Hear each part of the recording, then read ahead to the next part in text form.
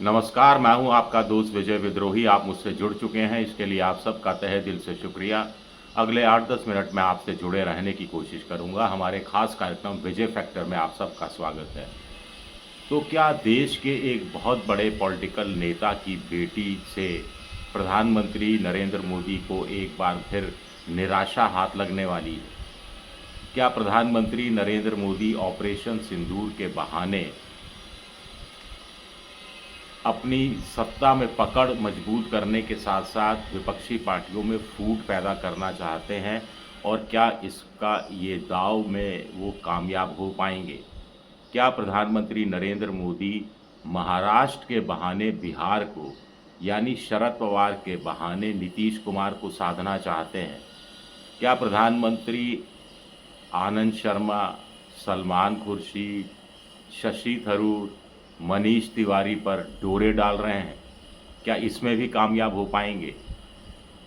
सबसे बड़ा सवाल ये है कि ऑपरेशन सिंदूर के बहाने क्या प्रधानमंत्री राजनीतिक रोटियां सेंकने में, शाह और मात के खेल में अपने विरोधियों को, चाहे वो संघ में हो, चाहे पार्टी के अंदर हो, चाहे विपक्ष में हो, उन सबको साधने में लगे हैं और बीच बीच में फिल्मी डायलॉग मार देते हैं, पाकिस्तान को एक तरह से गाली, गोला, गोली ये सब करके डराने लगते हैं, ताकि जनता इसी में उलझी रहे और वो अपनी राजनीतिक चालें चलते रहें।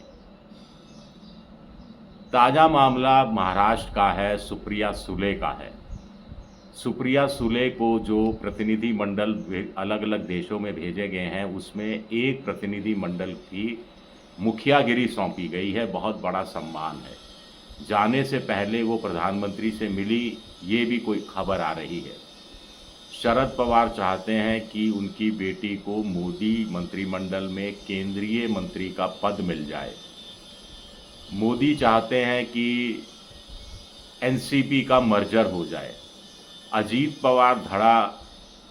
पवार नहीं चाहते कि शरद पवार की पार्टी को अपने में मिलाया जाए, तब तक जब तक कि अजीत पवार को विरासत शरद पवार साफ साफ सौंपने की घोषणा नहीं करते।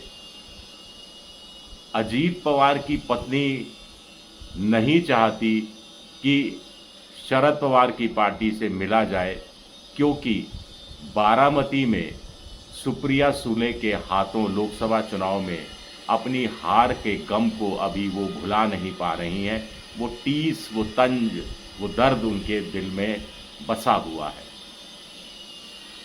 सुप्रिया सुले क्या वाकई में चाहती हैं कि शरद पवार और अजीत पवार में समझौता हो जाए, या शरद पवार प्रधानमंत्री मोदी को बाहर से समर्थन देने लगे या अंदर से समर्थन देने लगे?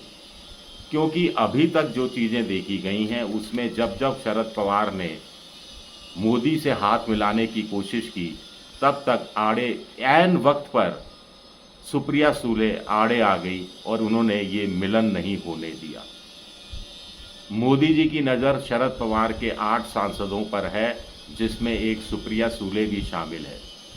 बाकी जो 7 सांसद हैं, उसमें से माना जाता है कि 80% सांसद चाहते हैं कि उनकी पार्टी शरद पवार मोदी सरकार को समर्थन देना शुरू करें, एनडीए में शामिल हो जाएं, ताकि वो भी राष्ट्र की मुख्य धारा में आ जाएं, कोई कमाई का जरिया निकल जाए।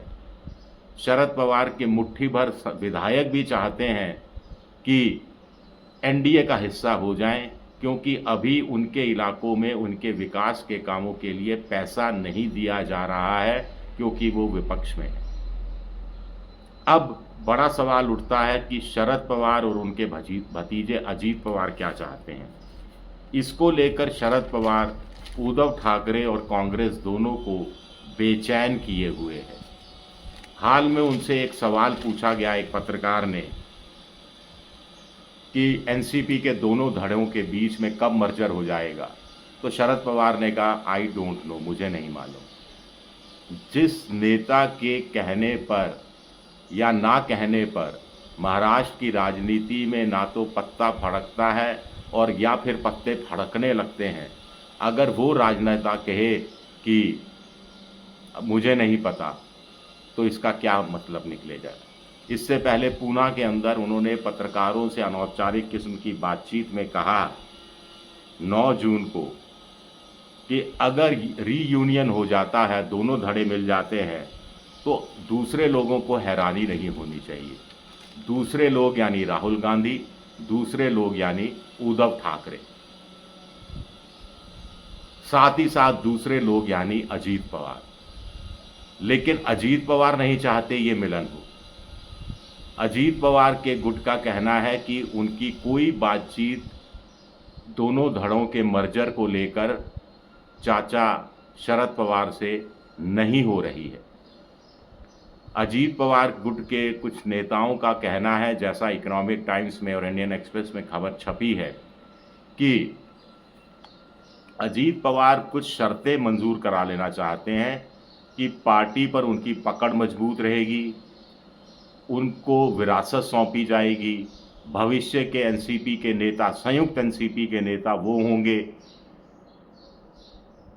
और मंत्रिमंडल में, मोदी मंत्रिमंडल में कुछ उनके और एक आध मंत्री को एडजस्ट किया जाएगा। कुछ इस तरह की बात सूत्रों के अनुसार अजीत पवार की तरफ से सामने आ रही है। हालांकि अजीत पवार गुट का कहना है कि शरद पवार गुट के कई लोग तो लगातार टच में हैं, वो तो शामिल होना चाहते हैं, कुछ तो शामिल हो भी चुके हैं, लेकिन शरद पवार जानबूझकर मर्जर की बात करते हैं ताकि उनके साथ जो लोग हैं उनको अपने साथ मिलाकर रखा जाए, उनको छिटकने का मौका नहीं दिया जाए। शरद पवार के हाथ से सब लोग निकल गए तो फिर बार्गेनिंग पावर भी पूरी की पूरी उनकी एक तरह से खत्म हो जाएगी। उधर मोदी चाहते हैं कि अगर सुप्रिया सुले अगर तैयार हो जाती है केंद्रीय मंत्रिमंडल में शामिल होने के लिए, तो मोदी खुले दिल से स्वागत करेंगे, क्योंकि सुप्रिया सुले का केंद्रीय मंत्रिमंडल में शामिल होने का मतलब है शरद पवार के 8 सांसदों का समर्थन एनडीए को मिल जाना, 293 से 301 तक पहुंच जाना।